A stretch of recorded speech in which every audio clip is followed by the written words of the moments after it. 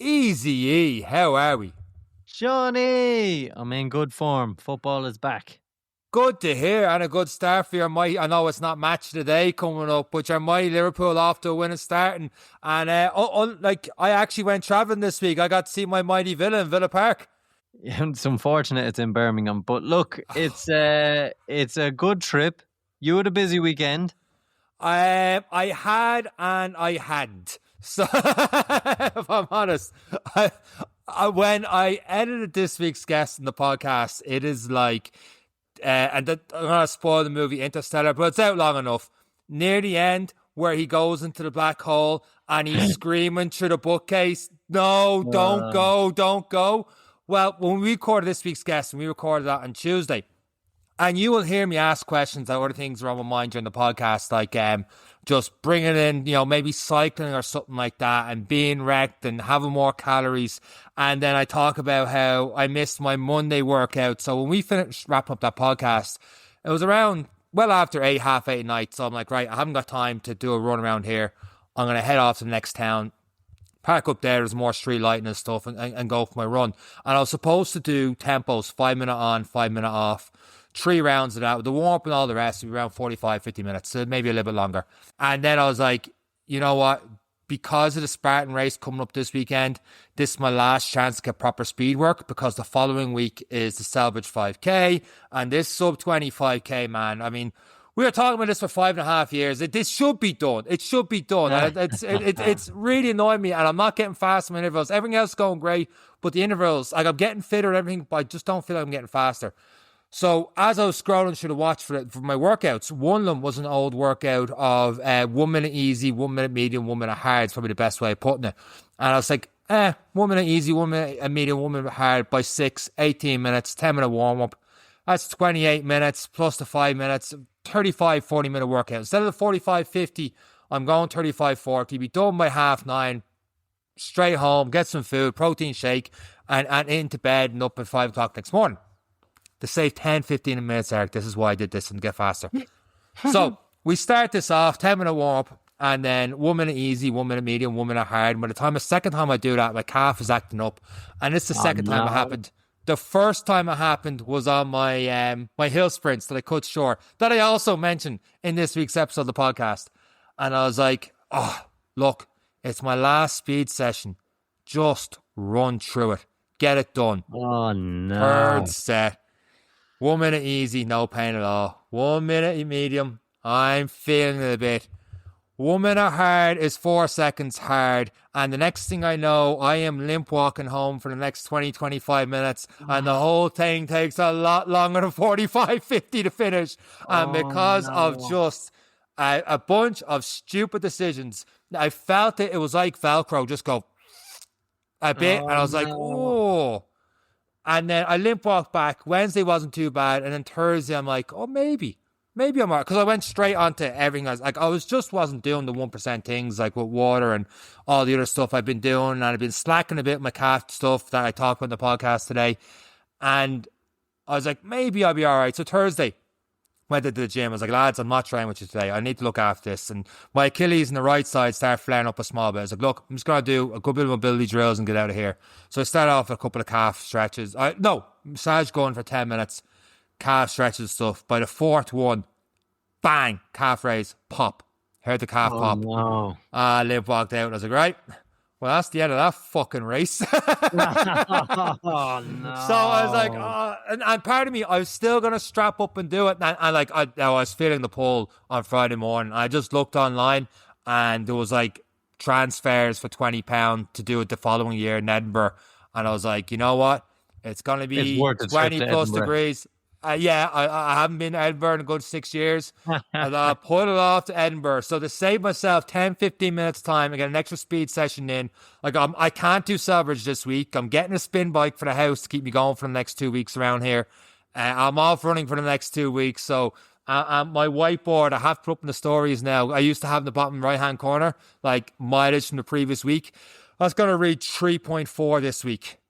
From 57 down to 3.4. Now, I can laugh about it now, but like Tuesday, I wasn't too bad because I felt like I hadn't properly popped it.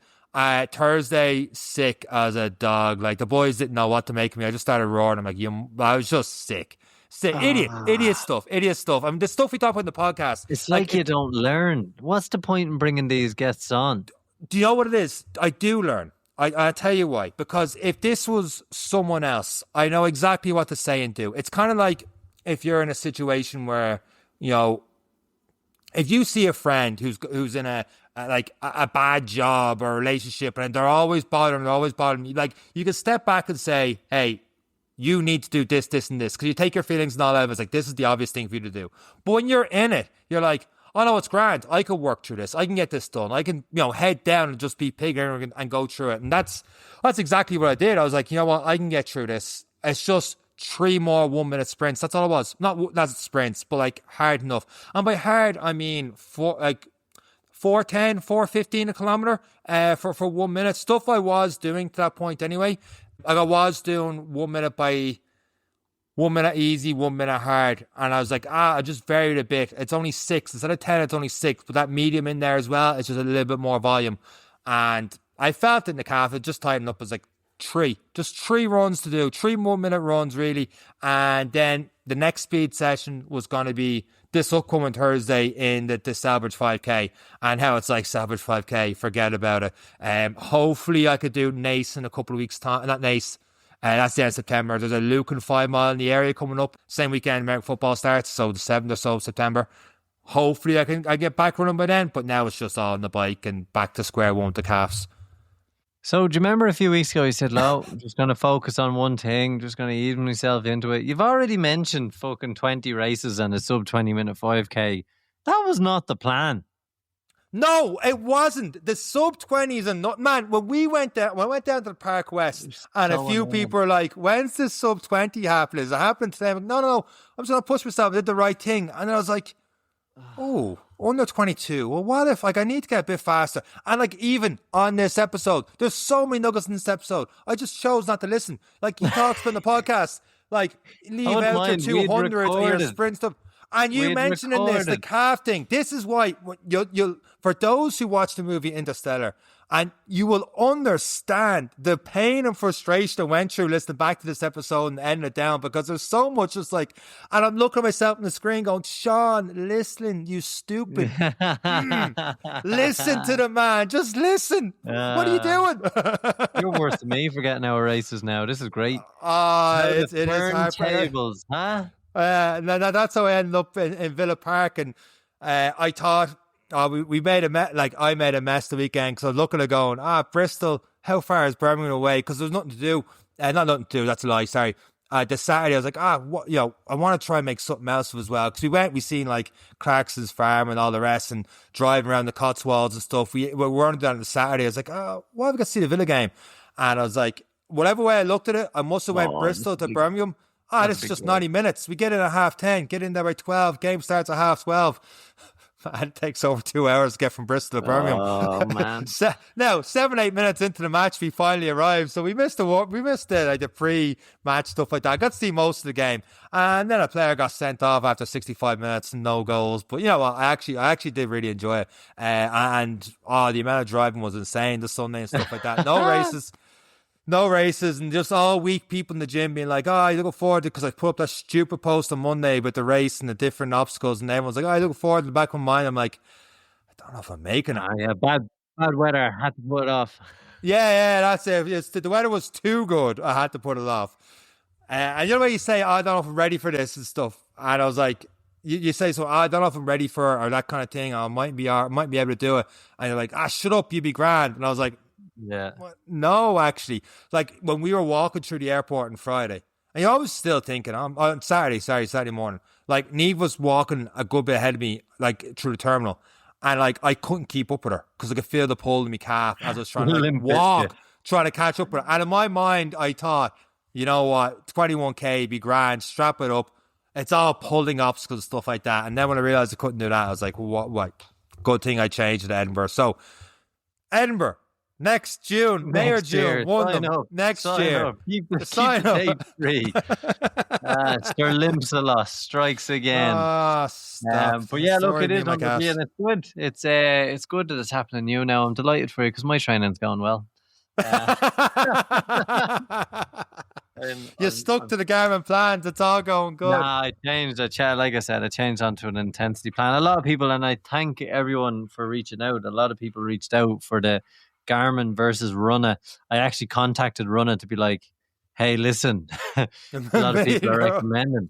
I may give one of your things a test because you have to pay for it. And I was like, oh no, I don't really feel like that.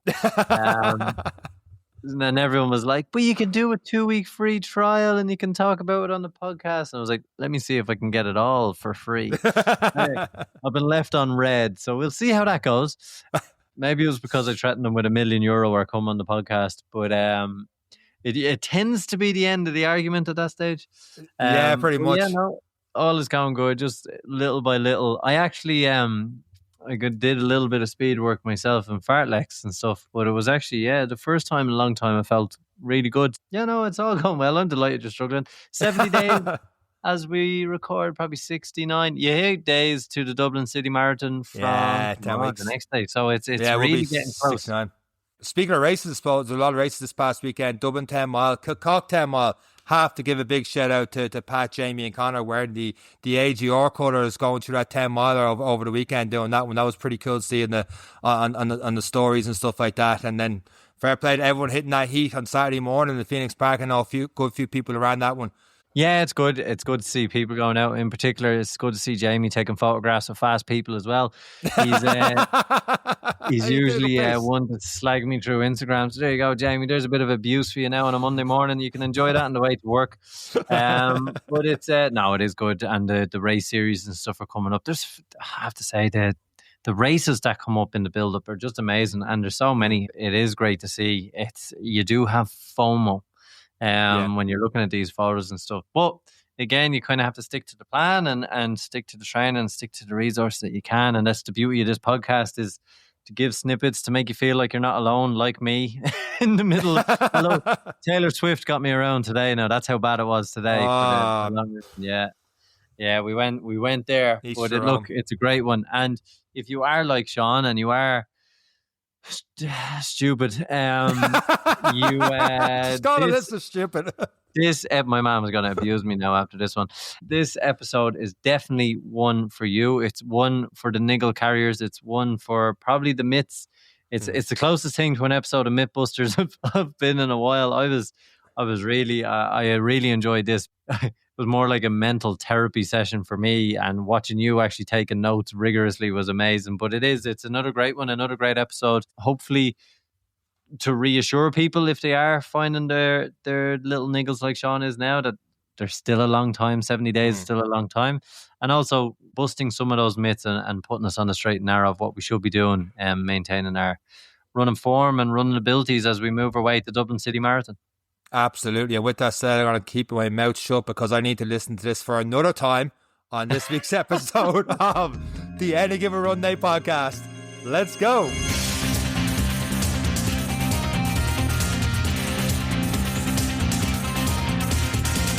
Our next guest on the Any Given Run Day podcast is the Senior Physiotherapist and Clinical Lead of Running Solutions at Premier Physiotherapy in Ballantyre. He's also a runner turned triathlete with a PB of 2:41 marathon and also has an Ironman under his belt. Enda Kilgallon, welcome to this week's episode of the Any Given Run Day podcast. How are you getting on? I'm good, lads. Thanks for having me on. Not a bad old track record you have there, Enda. You were sneaking them times in. Have you been running long, or how did you get into sport? Or are you going to say that was your first marathon? Not quite that good. Took a bit of work to get there.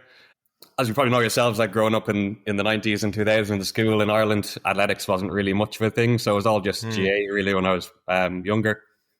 But I was always the guy that wing back, wing forward, just carrying the ball up the pitch without really much skill. So I had the fitness there from that.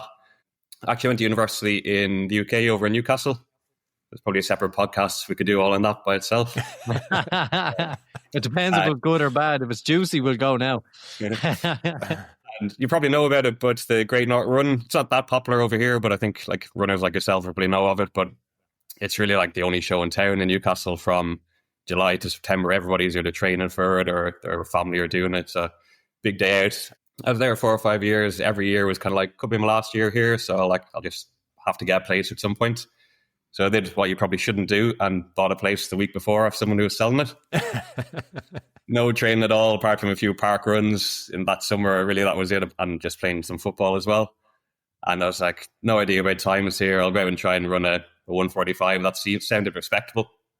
And then just got there, great day, sunshine, crowds. There's like 50,000 people. It's a bit like Dublin Marathon. There's like 3 or 4 deep everywhere on the course. It's unbelievable experience. It is a half marathon, am I right? Half, I yeah. have the right. Yeah. And then just basically started running. It was a bit of a Forrest Gump thing. Just kept running. Definitely didn't stick to the pace plan. And probably what I should be saying now is like mile 9, mile 10, I just blew up. But didn't happen. Kept going, finished strong. Ended up doing it at 1:33. And wow. I got actually quite good at this here. So that kind of kick-started it then. And 1:33 is impressive. And especially, well, I suppose there's one thing, there's lessons to be learned from blowing up. There's also a scary lesson to be learned from not blowing up. So what lesson did you learn from that, okay, where can we go from here? And what was your next steps after that? Pretty much, yeah. It was just like I knew that was a good time because there wasn't too many people finished before me. So, and then funny enough, I did it the next year. I got a 1:30 and it's better, but it didn't give me the same kind of satisfaction at all because you're almost expecting it then, whereas the first one was just completely out of the blue. And you probably struggle to ever get that kind of feeling again unless you take like a massive chunk off a time or you really surprise yourself. At that point, I'd kind of given up on the football. So I was like, well, I'll just go all in on running here now. Question we ask people a lot of time, and particularly given your background, and you're probably in a similar boat, maybe I'm repeating myself again, the transition from team sports into a very individual sport like running. How was that for you? I loved it, to be honest. There was no set schedule of you have to train at any point. I could just get up and do morning runs, evening runs, whenever I wanted to, really. I've never had a problem with just getting myself motivated to go out and train. If anything, it's probably the opposite way, maybe overdoing things. So I didn't really need that team environment. And at this stage, like you said there at the start there, athletics wasn't really a thing. Like I know when me and Eric got into running, we didn't know what a running plan was. It was just run hard as often as you could every time. Was this the same for you? When you started, you got that, what you did worked, you got a 1:33. So you're like, right, just keep running as hard as I can every time, or where you started looking at things, or how did that work for you? I was probably lucky enough that I was already qualified physio at that point, and we'd done things like exercise physiology modules as part of that. So I had a bit of an understanding of training zones, heart rate zones, and I'd had like even just a personal interest in that anyway. So I was probably lucky that I didn't get into I was probably still running a bit too hard too often, which is where some injuries came in, but I wasn't doing the classic go out and trying to beat your 5K time every time I went out. So I was kind of quite able to kind of create training plans that were maybe polarized, or at least had a little bit of a split in them. I have a different question here. How does a physio treat themselves? Did you give yourself a load of glute bridges and tell yourself to go on out there and try it again? With great difficulty sometimes, and we're own enemy as well. Well, how do you, like, as in, because you know the theories, you know what you do, and then, as you say, it's motivated because you go to the physio and they do the right things, they do everything, and then they scold you, and then you feel guilty, so you do the exercises so that when you go back there, they're proud of you, and you move on until the next time. How do you do it with yourself? Yeah, well, there's nobody telling me off, but you have to be accountable to yourself then, I suppose. And we still do pick up injuries as well, so sometimes you need a bit of you'll have to have a chat with a colleague or something just to clarify what kind of an injury you've got as well. It's funny how when it's yourself, you can be less rational and talk yourself out of things or into things, and good in some ways, but also you can kind of worry yourself that you've got maybe more serious injury than it is at times. And then when you're talking to someone, a runner, on a scale of 1 to 10, and you get to the stage near the end, you treat them and all the rest, and you give them the exercise, and you say, no, just do that and ease back in. Like, how much of a glazed over look and you realise you're just talking to a wall with these people is happening here? Is it as obvious as people going, nah, they're not doing that, they're going straight back out again? Like, what are these common errors you're seeing? Yeah, like without making assumptions on everybody, you can kind of get a sense if someone's going to follow a plan or how rigidly they're going to follow it. And they don't even need to do it 100%, but they're going to hit it 80, 90%. But there's people walking out the door, they're going to follow it, maybe 10, 20%. Sometimes you have to let people make their own mistakes as well. They might come back, hopefully. You're making more money off them then. But you did the right thing. And what brought you down the road of physiotherapy? Obviously, always interested in sport. And then another question, why Newcastle? Well, probably the sport thing played a bit of a role there as well with the Geordies. But kind of from the physiotherapy side of things, it was typically sport, seeing someone run on with a magic sponge.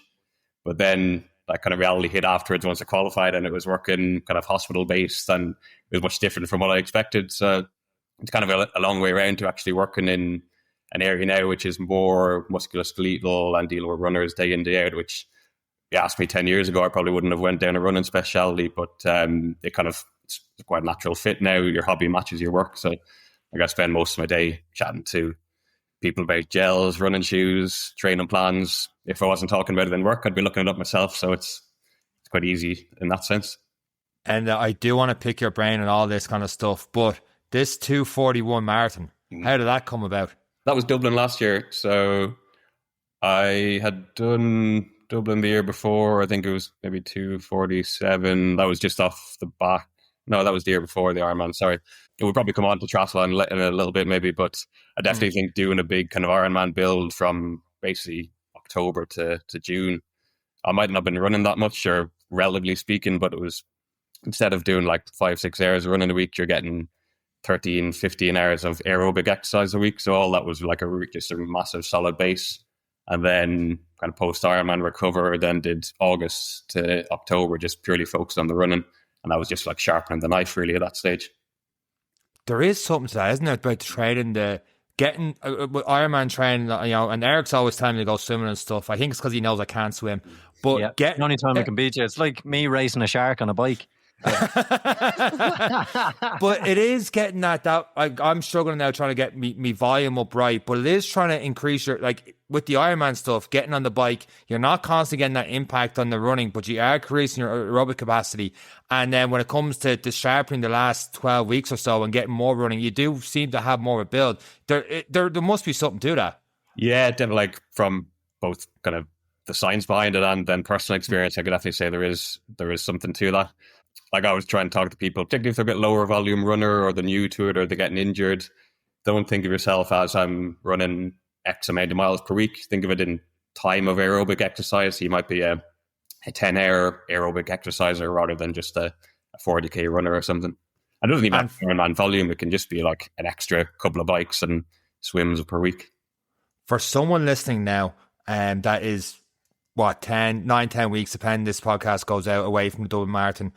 Would you recommend cycling, swimming, different aerobic stuff in, or is it you need to just get the running? At this stage now, 10 weeks out, is it just you need to get the running down? Like, would you program something like that or different aerobic exercises? Probably at the minute, if someone's running well and they've got a bit of a base and they're in a good training phase, I wouldn't really introduce it unless they're starting to get maybe a little bit niggly, they're on the verge of something, then just cut a run at a bike. But if they're thinking about maybe longer term, you're kind of 6 to 9 months out, or even a bit closer, 3 to 6 months out from a marathon, then definitely like big bike sessions, pool sessions, cross trainer. You're not going to get injured in those things. So it's just a really good kind of stimulus. But probably at this stage, it's maybe getting a bit close unless you really had to be a bit crafty with managing the load on them. And getting back to your PB before we pick your brain on the physio stuff and what we're all doing wrong in terms of running gaits and everything else. We had a few conversations with people on the back end of last week's episode. We had Will Buzz in the podcast, and he was talking to people about he was supposed to do either Dublin, I think Valencia was the other one, and he was like, oh, Valencia, flat PB, go for that. People tell me, he's like, no, I want to get me a hometown one. And I got a few messages afterwards, we're going, I'm conflicted because I understand that they, after listening, they want to get Dublin because Dublin, the crowds and stuff at the end, and getting a PB there means so much more. And then my question is because you've got a PB in Dublin now with the hills and stuff like that Dublin provides. I know one or two listeners are going, what hills, Sean? But there's hills in Dublin. What is your thoughts on that's a PB race? Because we've had like Mick Fox in the podcast a couple weeks ago talk about rolling hills and stuff. He likes that. What's your personal preference on it? Yeah, on paper, you wouldn't say Dublin was a PB course. And particularly like last year, I just look at the draw in terms of the weather as well. There was no wind. It was perfect conditions. So that plays into it. But even a course like that, if it's a little bit rolling, you can work the downhills. something like Valencia, which I've done as well, and a few other flat ones, it's just monotonous pace. You're running 2.5, 3 hours at the same cadence, the same turnover all the time, as opposed to you get a little bit of a difference in Dublin. You're going uphill, you shorten your strides, you're going downhill, you get to speed up again. So I think there probably is a lot to be said for that, all right? As long as you do a little bit of hill trick, like it doesn't have to be massive hills, but you need to kind of incorporate that into your training as well. Hill sprints, in terms of, I know we're probably skipping ahead, a lot of people say they are the pinnacle of stuff you can be doing in training. Hill sprints, they like even tacking them on the back of workouts. I've seen a lot of people online saying they're the unsung hero of building pace and building speed and building everything. What is your thought process on hill sprints?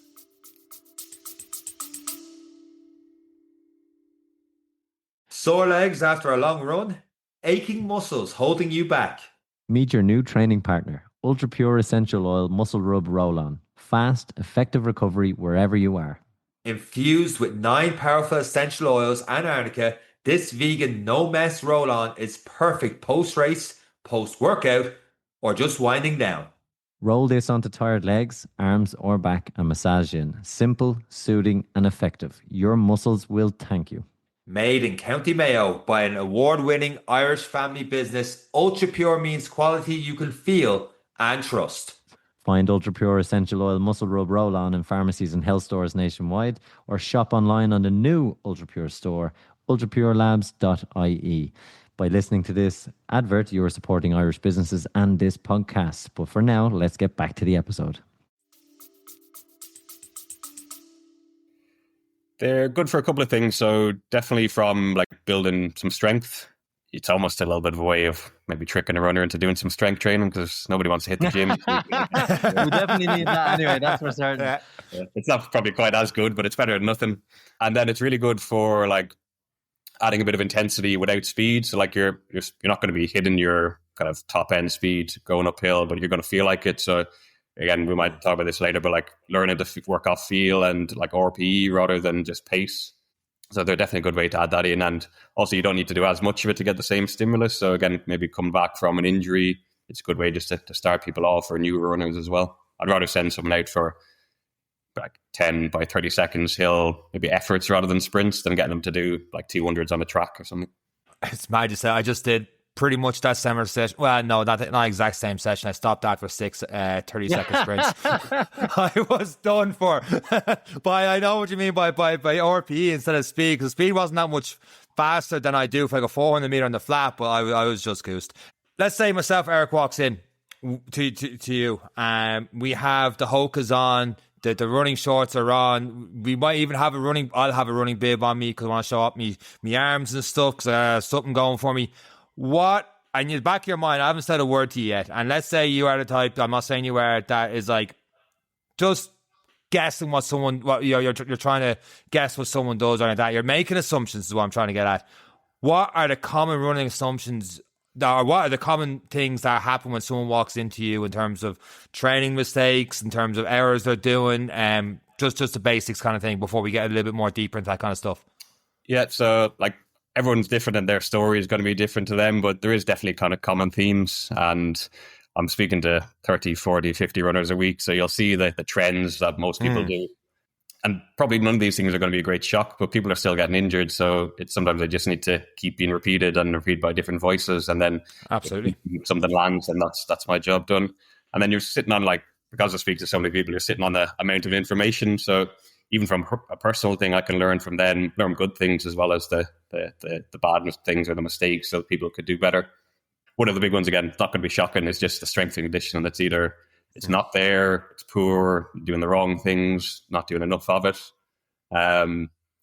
It's particularly like if you get someone, maybe they'll come in and they're saying, no, I'm doing this training routine, these things in the gym. Typically it's a bit underloaded, not enough weight, but it's just a bit of a haphazard selection of exercises.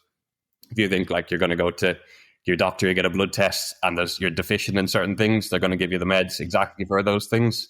So similarly, you might ideally go and see someone like myself or someone who knows running, and a PT or a physio. They're going to say, all right, your calf on your left side is weaker than the right one, your glute is weaker, your quad is pretty good, you don't need to do much work there.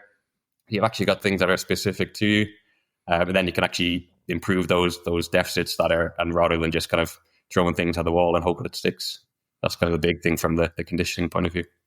In terms of, just to add on to conditioning, because one thing that's been thrown around a lot now is mobility. So it's not just about conditioning, particularly for us who are living sedentary lives. My job involves sitting in the front of an aircraft. I'm sitting there. I'm sitting then when I'm not in it. I'm sitting 8 hours a day. The only time I'm not sitting is when I maybe go for a run. Mobility is becoming a big factor in a lot of this strength conditioning and mobility. It's becoming a big factor. What does that mean to you, and what are runners missing out on?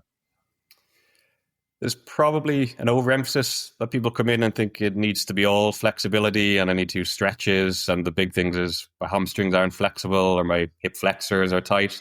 Now, if you have such a job like yourself and you are sitting 8 hours a day, you might be kind of on the other side of things and actually do need to do a little bit of work there. But if you look at the running action for, as long as we're not sprinting, anything from like 5K to marathon pace, you don't need huge amount of flexibility. You need a little bit around the ankle, or a good bit around the ankle and calf.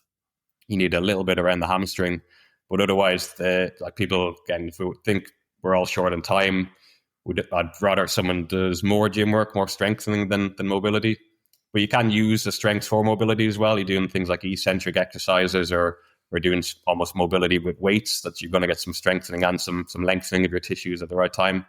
But again, that could be something that you don't need to do. So get it checked out first of all. If you're stiffer in one side than the other, you need the mobility work, then get it done. But otherwise, focus on what you need to do.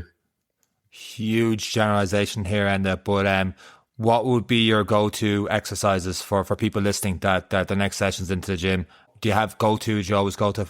Yeah, there's a few that I'd kind of try and get everyone to do. The gyms around Dublin are going to need some new Smith machines, because that's my favourite one for the calves in particular. Yes.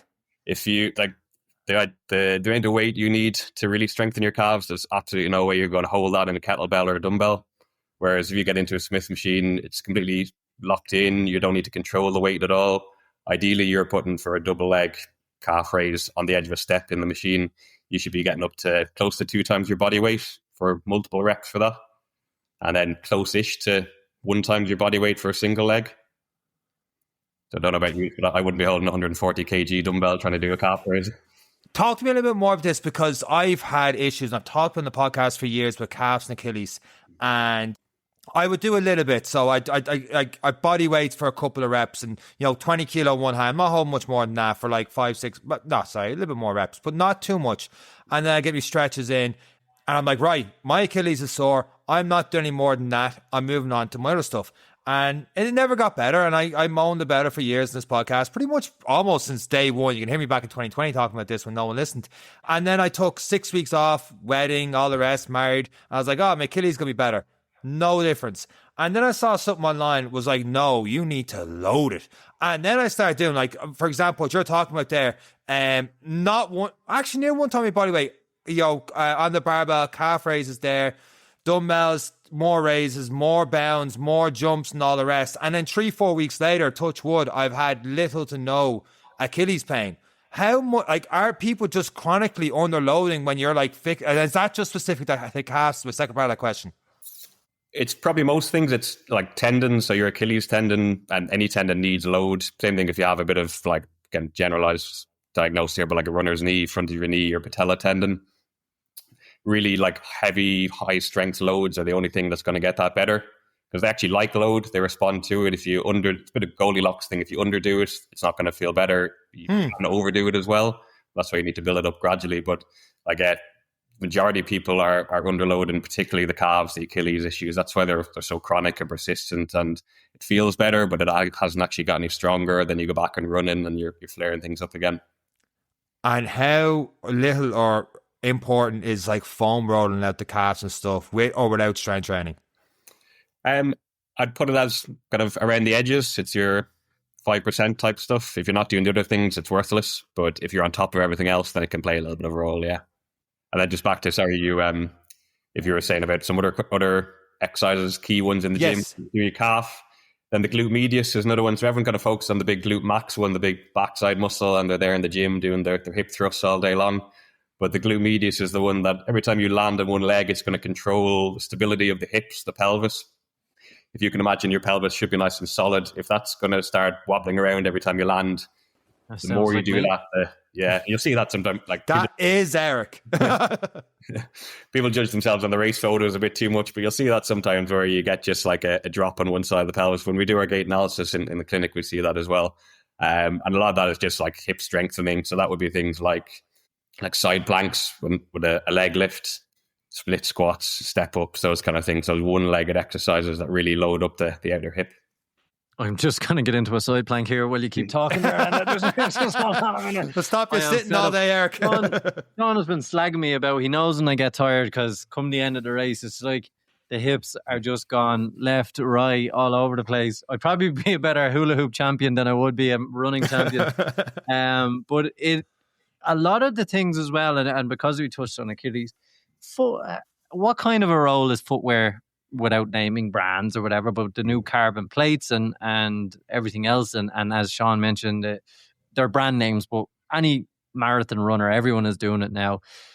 How much of a role are they playing in some of the injuries we're seeing, or is it still coming back to we are not doing the right work outside of the running?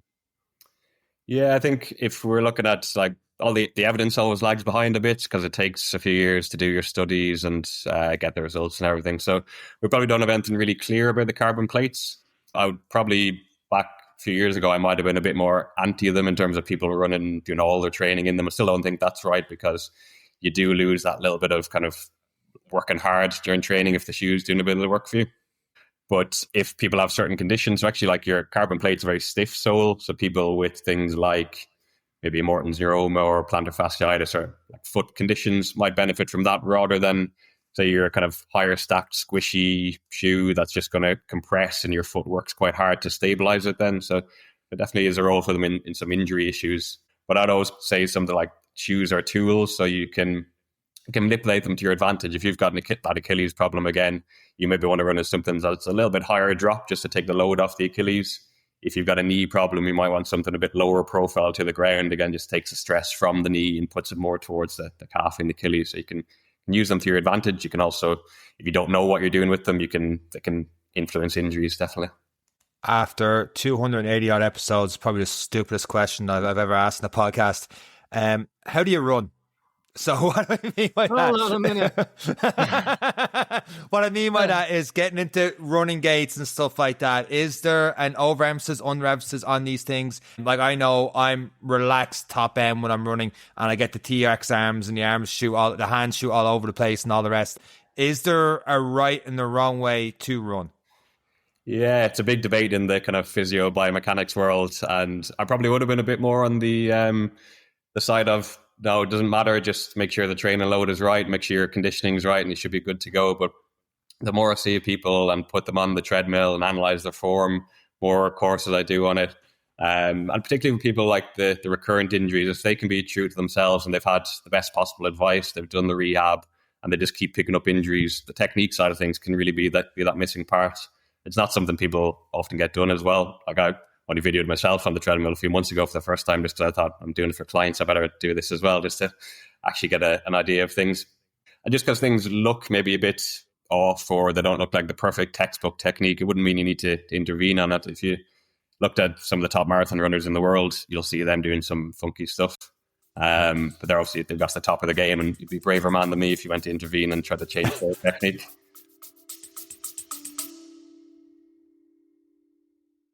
Need fuel that keeps up with your pace? Meet Perform's Carb Gel with 30 grams of fast-acting carbs, powered by 3 fuel sources for sustained energy when it matters the most. Packed with cluster dextrin for smooth digestion and a steady release. No spikes, no crashes.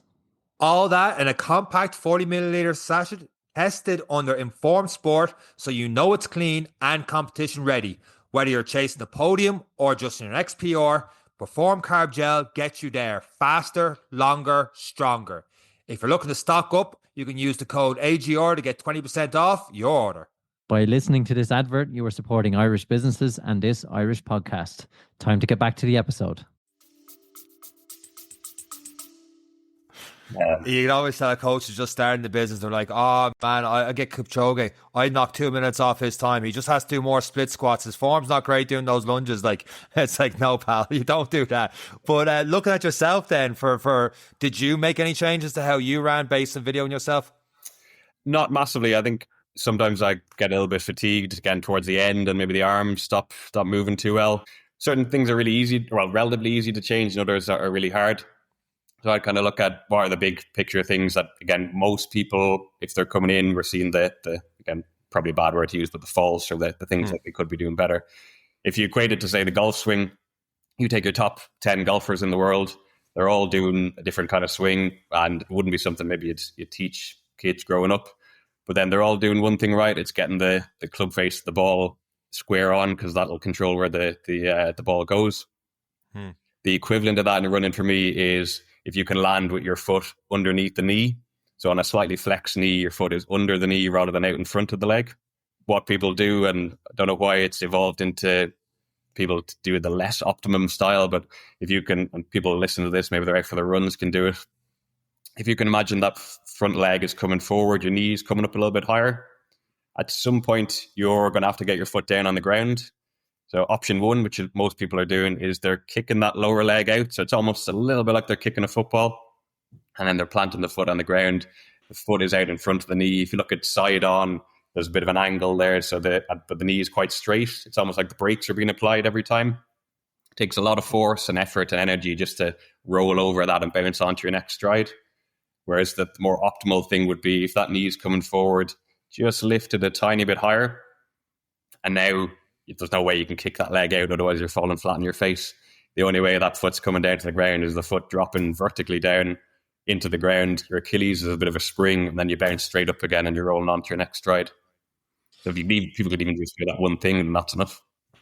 How hard is it to make an amendment to your gait? Because a gait is almost like a fingerprint. It's very individual to every. There's software, back when we were studying it, there's software that could actually video you walking and go, that's Enda, based on your gait from walk-in, because it's in a period, it's in a rhythm. How hard is it to change your fingerprint, for want of a better word? How hard is it to start telling the mind, I need to raise my knee a little bit higher? Like you said, even on easy runs, I do think about it and I'm like, okay, try and raise your knees, try and do this. Then my heart rate starts raising, and then I'm like, forget about this. So what way do you do it? And how long is a piece of string? What kind of time frame should people be putting into this to, I suppose, see some progress enough to make a difference? So that kind of technique that I talked about there, typically you'll see that in people's cadence. So they all kind of magic number of 180 is out the window now, but you certainly want to see someone like 165 and above. I've seen people with 180 cadence and still overstride, so it's not the absolute pinnacle, but usually if you've got a higher cadence, you're going to do that foot landing position a little bit better. So you just work on their cadence. So that would be using, it's soul destroying, but I've done it before in the past after an Achilles injury, where you're using a metronome. You set that to maybe you're coming in at 160 steps per minute on your normal runs. We might set that to 168. So every time your foot hits the ground, or every time there's a beat, your foot should hit the ground. And then your Garmin, the tech can come into our advantage here. That has cadence alerts. You might set that up then a few beats lower and higher. And if it goes below that range, you're going to get a little warning. That's kind of outsourcing it to technology, though, in both counts. So you do still want to have that feeling of like, what does it feel like to have the foot landing underneath you? So every time you're doing that run, you shouldn't just be listening to the beat. You should be in tune with how your body is feeling as well. And there's pretty good evidence that's improving cadence. There's studies that if you've done 1 month of training with just one session, people test it again a year's time and they still have that higher cadence. So it's one of the easier things to implement. It's one thing to confuse cadence with pace, and it's something that confused me in the early days. It's like, what do you mean my cadence need to be fat? Now I understand cadence, but at the time it was like, how can I increase cadence without moving faster, as in increasing the rate at which I'm turning over me. And that is what you're doing. You're turning over your legs quicker, but maintaining pace and effort. It is harder than it sounds on paper when you first try and wrap your head around it, is it? Yeah, it's definitely a challenge. And that's where the treadmill come in quite useful. Even if you can spend 30 minutes on the treadmill, just do that. You would only do this for your easy runs as well. If someone's doing a workout or a long run, I'd just let them at it. But if you're running 5 times a week and you might have 3 easy runs, then at least a couple of them on the treadmill, or if you're doing it outdoors as well. And even then, you might just tune into that feeling and the metronome beat for 5 minutes and turn it off for a minute, dial back in again. The more you do that, it does become a bit more natural. But if people are struggling and end up going a little bit faster, all you're doing is increasing the stride length rather than the cadence, really. So treadmill is probably the way to go if you're struggling. And this is a case of, I know some people say put the treadmill on a 1 degree incline can help with the foot strike thing, or are you just to keep it on 0 and go for it, or what way would it work in terms of the setup? Because again, even though you're describing it so well, there's probably people going, I still don't know what you want me to do. Is it an exaggerated knee rise and then letting it come down, but just doing that a little bit quicker? So say we set our pace to 10. Say that's our easy run, and we start as we normally do, and then we transition to, okay, I'm going to raise my knees a little bit higher. That's going to cause my foot to fall underneath me, and just try and up the tempo of that without touching the speed. Is that what we're talking about? Exactly, yeah. Don't go near the speed at all. Get used to that kind of quicker turnover at your easy speed. The 1% thing there, it's one of the old myths that's persisted in running for quite a long time. It's a myth. Often, but no need to do that. It's just making things a little bit harder on yourself. Yeah, well, I always judge on her. As soon as I put that 1% in, it gets harder. So I always put it back to 0 straight away. Bringing this all in then, because just Eric was talking about the fingerprint there and the running gait and all the rest. And if you're landing on, let's say you said you kick the leg out and you're landing the inside of the foot too much, people just get runners that have that make sure you don't overpronate and stuff. Is that just putting a band-aid in the problem? And when I know you do running gait analysis, is it a case of it is just from the knee down, or does the hips and all come into what way your running stride is? Because I've seen some of them, it's just analysing like the ankle of the foot and the land and not looking at anything else. Do you need to look at other things, or what are we looking at? Yeah, so probably without generalising, I think your shops are going to be looking from the knee and the foot down because they're selling you a pair of shoes. Whereas I'm going to be looking at the whole body, so from front and behind. We're looking, again, you get into the nuts and bolts of it. Someone who's maybe kind of quite good, they're on top of everything. They just want really a performance improvement. We might be looking at the real minuscule things like how much you're bouncing up and down, your trunk lean. They're a little bit too advanced for kind of just people getting into it, and basics really come from the hips down. So it's looking at are we getting that kind of hip drop that we mentioned earlier? Are we getting a knee collapsing in on one side? You'd be surprised amount of people, if you look at them from behind and video them, they're running on like a complete tightrope, the center line, the treadmill, the left leg's over on the right hand side when it lands, and vice versa. Oh, wow. And that's what's given a lot of kind of outer hip type symptoms and pain. And then you're looking at, knee landing angle and foot position as well. The footwear stuff and the stability shoes, I'd be a fan of them with certain people. Because there's only so much conditioning you can do as well. If someone's got that technique and it's bedded in after years, you can get as strong as you want, but you could still be rolling in on your foot. But then some people who technically, again, I don't like using the word, but overpronate, they'll actually respond better in a normal shoe than a stability one as well. So it really is kind of there's no one size fits all approach for that.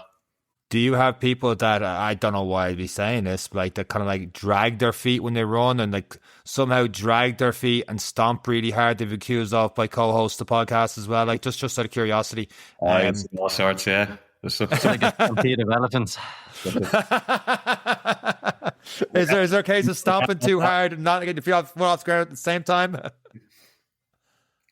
Yeah, it's interesting when you see people, and like again, people will have fantastic results with certain techniques that you might not think are really kind of top end. And again, I wouldn't really change it unless they're coming in with an injury or with something glaringly obvious that's related to the pain they're coming in with. They could be coming in with a hip thing and they're doing something with their foot that looks like it's not related at all. Then it's treat the hip and get them back running. Don't worry too much about the small stuff like that.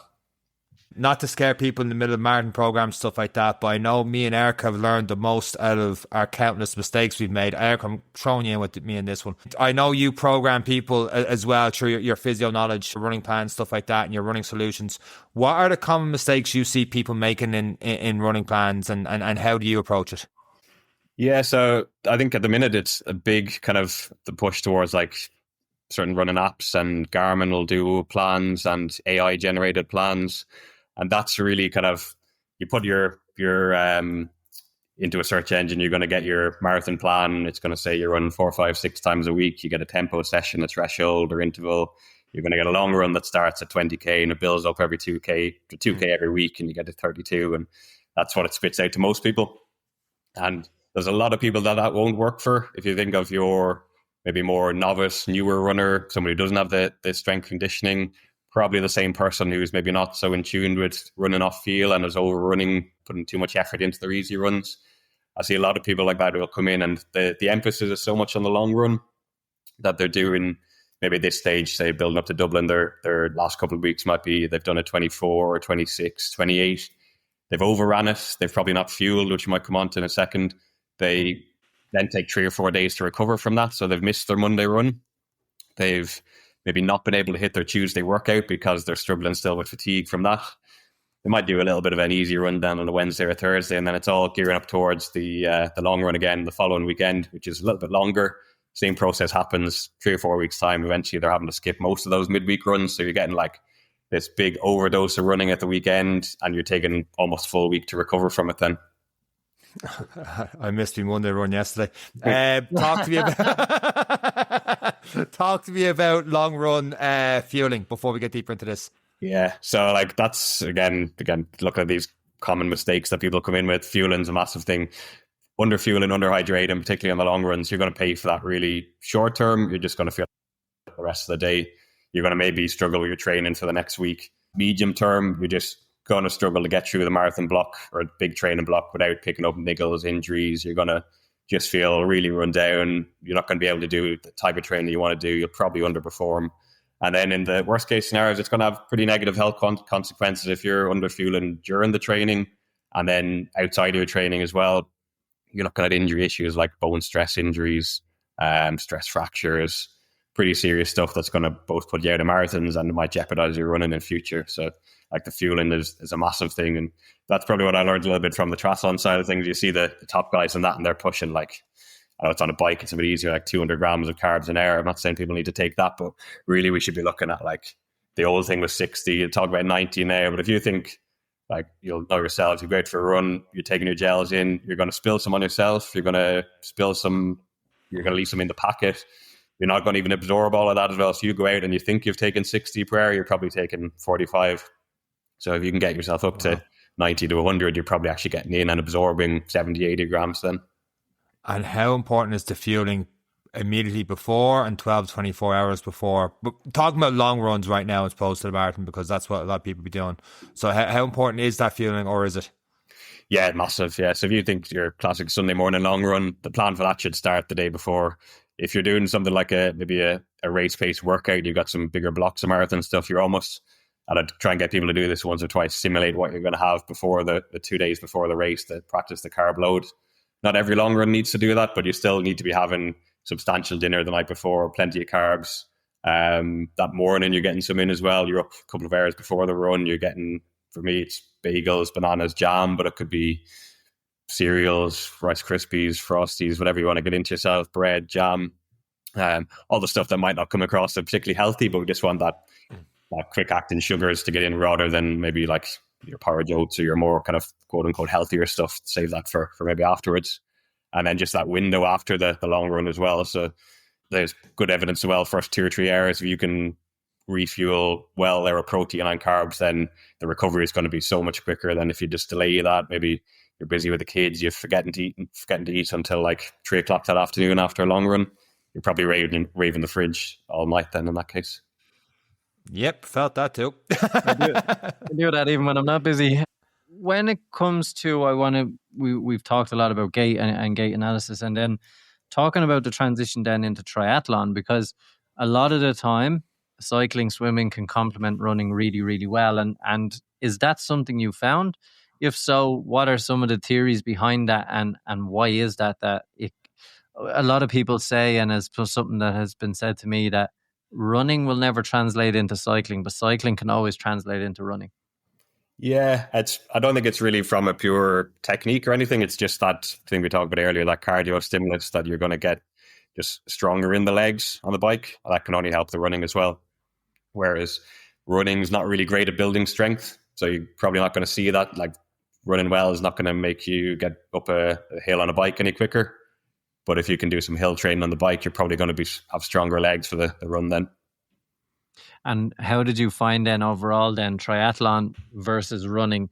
Has the bug for triathlon caught you? Has it done a lot for you in terms of, or is it just an Ironman is a lot of commitment? But from what you've seen and what you enjoy, what was the triathlon scene like for you? It's great, yeah. Like I'm still definitely, if I was to choose one of them, it's running all day long. But I'm getting more into. I definitely love the biking as well. Swimming's a work in progress. When you don't kind of do it as a child and try and take it up, then it's always a bit of a slog.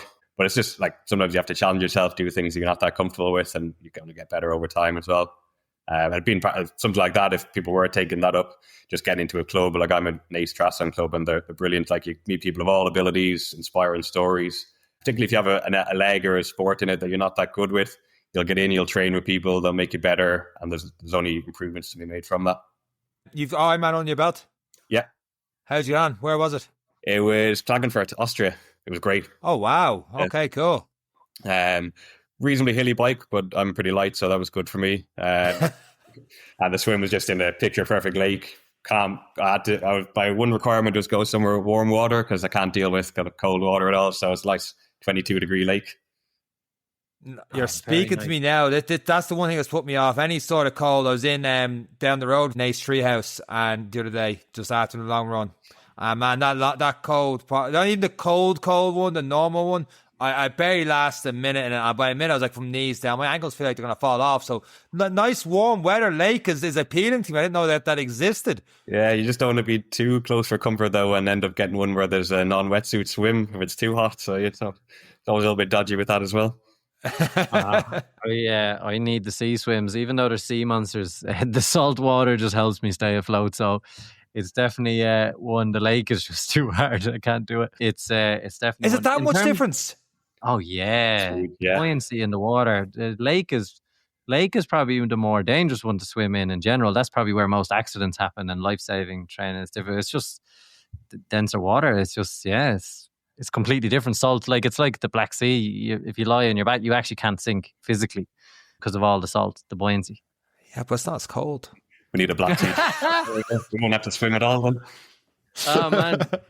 And then from a physio perspective, cycling, swimming, complementing the running. When we talk about cross training, and it's something that people hear, and thanks to CrossFit, they probably think it's CrossFit. But in terms of cross training, what does that mean, and how can we best utilize cross training in any kind of marathon plan or long distance or endurance or even 5K, 10K plans? Yeah, so I'd be looking at that separate to like your strength conditioning is one thing, your cross training is purely your aerobic exercise. And then it's becoming more popular probably with like high rocks and things like your skier, your rower. I would class that as cross training as well.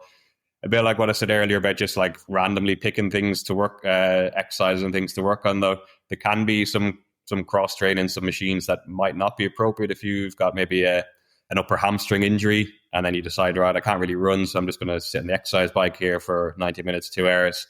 The hamstring is going to be pretty annoyed with you at that point. You might need something that's maybe actually your cross trainer might be a better option there, something that you're not putting as much stress on it. Similar with maybe the rowing machine, like your knees might not enjoy that so much, so maybe the bike's a better thing there. So it is, again, no one size fits all for that. You have to choose your exercise accordingly. And then the stimulus is a bit different as well. So if you were to replace your easy 30-minute run, you're probably needing to be doing 45 minutes to an hour on the bike to get the same aerobic benefit.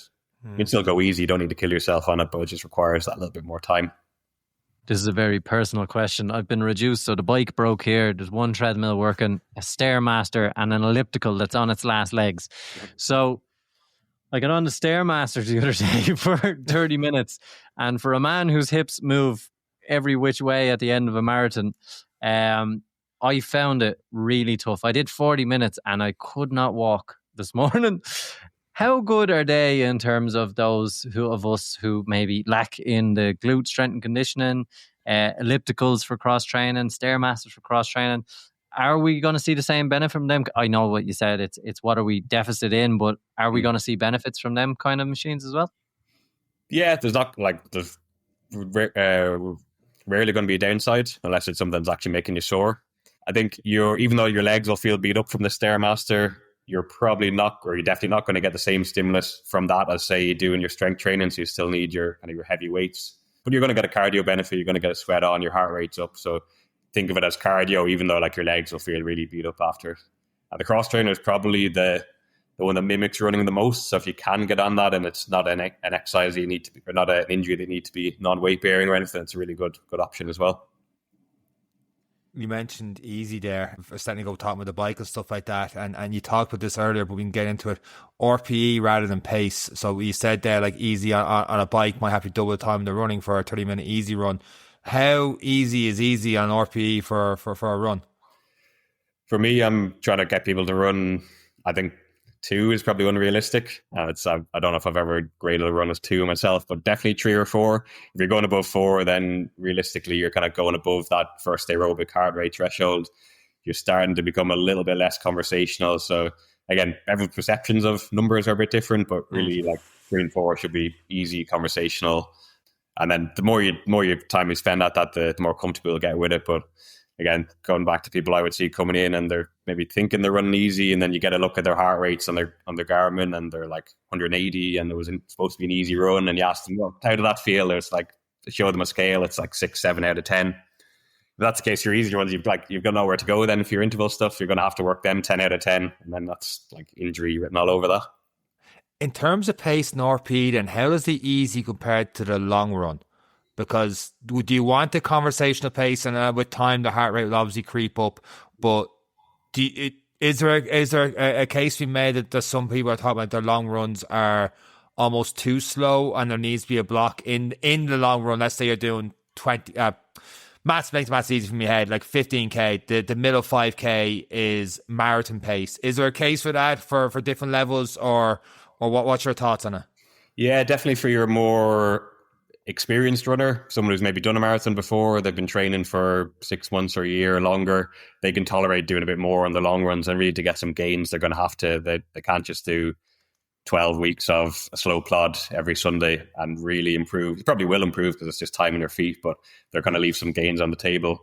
Whereas maybe the more first timer or more inexperienced, someone coming back from an injury, they really should just be doing it nice and easy and conversational for the whole of the long runs.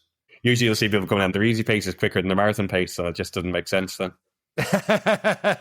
Taking those nuances in you just said there, and let's say someone's listening to the podcast and they are going AI or ChatGPT, because that's the obvious one now that a lot of people would use. I've said, you know what, Enda said there that AI doesn't take this into account, but I've heard him talk about easy runs and I've heard him talk about long runs now. I'm going to prompt that into ChatGPT. I'm going to prompt in intervals. I'm going to prompt in easy 4 out of 10, and this is my pace and stuff. Where does AI, or does AI still get it wrong? It probably gets a bit better if you did it like that, yeah. And if you're really true to yourself and like really kind of put in what your current paces and abilities and maybe previous race results are, then I'm sure you'd probably get something that's maybe aligns with you. But it can also then, like, it's one thing telling you to run at 6.5 minute pace, you're easy, or 7 minute pace. But if you've been used to running at 6, sticking to it's another thing as well. Yeah, it's constantly changing what you can and can't do, and you're not going to be every day putting in, well, ChatGPT, I felt like, maybe you do actually, I don't know. But is there some things where you see, like I know on my end with the strength conditioning, I for the crack put in a program, and it is like a beginner program for whatever it is for getting strong and stuff like that. And next thing I see like 16, 20 sets on quads, and I'm like, someone doesn't need that, or 4 or 5 different exercises on chest. It's like, they're a beginner. Do they really need that volume? And it's not there yet. Now, if I prompt it a little bit more, I might get a little bit better. Is there some of those things you've maybe heard of talking to people running on that happens with? Yeah, like you'll see people with maybe, again, it's a marathon plan, but it's like there's loads of fast 200s, hard as you can, fast 400s. There can be a time and place for them if you're working on trying to improve your VO2 max, but like they shouldn't really be going on throughout the program. They should be like, you're working on your threshold, your tempo paces. You're spending some time in that kind of old demonized zone 3 because your marathon pace is in that area. So you don't particularly want to like not use that as well. But you just have to have like a little bit of most of your easy stuff, and then sprinkle some of the zone 3, some zone 4. And if you really want some high stimulus, you're doing like 10, 15 second maybe repeats at your top end pace, not like 20, 200s. And if we're giving you a magic wand and it's going to remove 50 clients from a week of yours. It's detrimental to your business. But how much strength and conditioning should a runner be doing on three kind of levels? A beginner to medium to, is there a difference between the levels of runner? And how often should we start to look at, okay, twice, 3 times a week, we need to start introducing some exercises or getting in touch with you about plans to introduce our coaches or whatever it is we're working with? Yeah, I don't really see a difference between, like, say, novice, intermediate, experts. The only difference might be if the expert's been doing a bit longer, they're lifting heavier weights or doing maybe tougher exercises. But like, kind of, I would say gold standard, you want to be doing 2 sessions a week. And that can change throughout, say, a marathon build, where ideally before you even get into your 16, 20 marathon, 20-week block, you're laying this base layer of kind of the heavy strength training, your squats, deadlifts, lunges, those calf raises. And then as your training ramps up, then you can tweak that down a bit. You don't want to be doing your heavy stuff right in the middle of the long runs and the hard workouts as well. So you can pare that back and then make things a little bit lighter. You might focus on power, speed, plyometrics. And then like your marathon, you're going to taper your strength training as well. So maybe 4 or 6 weeks out, you start to dial it down. You might do 1 session a week proper and then 1 kind of light, easy session, or you take away 1 or drop the volume out of 1. But as a kind of a blanket rule, if you're doing 2 sessions a week during the most of the season, you might potentially maybe do 3 sessions during an off season or something. And if someone's listening along and they like what you're saying, they're like, this man, not only has he got a physio background, he also walks the walk, he's done Ironmans, he's done 241s. What is Running Solutions? And you do provide stuff online as well. Yeah, so it's we're based in Premier Physiotherapy in Valencia. It's a long-standing clinic, it's been there about 20 years. And there was a little bit of a running element to it before I joined. I started about 2 years ago and just wanted to make it a place where anyone can come for running. So like, obviously the bread and butter is I'm a physio, so people are going to come to me for injuries. Usually if you're injured, you're unhappy. So it's a long day if I'm speaking to unhappy people all the time. I just much prefer your people are a bit proactive. And even if they've downloaded that ChatGPT plan, they come and say, look, this is what it's given me. Is it appropriate? Should I do anything different? Can you test me out? Is my strength training correct? Maybe you want to have a look at the treadmill, the gait assessment as well. We just want to come in for a chat about, I'm starting a marathon, I've never done it before, what would you suggest? And then we might see you maybe just even once a month during that whole marathon build, just to make sure you're on track, answer any questions. But it's really just a whole comprehensive, like a complete running clinic that you can get all your information under one door instead of going to multiple different people or trying to search online and getting the wrong information. And where's the best place for people to get in touch with you? Got our Instagram page, Premier Physiotherapy, and if you Google us as well, you can give us a call and book in. And like I said there earlier, a lot of this stuff can be done online. Sometimes you need some physical stuff to assess an injury, but if it's coming for a chat and you're down the country, you can book in for an online assessment as well. Can even do a gait analysis online if you can get me some good quality video footage from the gym. Does it work on a Stairmaster in Mozambique, Eric? Oh, watch out. It's magical. Well, I'll be doing it if it works out for you. Oh, well, I'll give it a go. I've done 1 day and already I want to quit. I couldn't walk today. I was in a heap. But it's, look, it's something I have to do because someone was on the elliptical, so I had no choice. But it's been absolutely brilliant having you on. It's great to get the insights and the little nuggets that we can all bring into our long runs. And for those who are listening and those who are looking for the percentages, or maybe carrying injuries in from training block to training block, maybe it's time to try something new and have those kind of conversations with you, Enda, which is brilliant. And thanks so much for sharing. And we do wish you the very best. Are you training for Dublin currently? I'm not doing it this year, actually. No, last year went so well that I was like, I'll just give it a miss. Nah, we'll leave it there. You're dead right, Enda. Got a half Ironman instead coming up. That'll keep me busy for a while.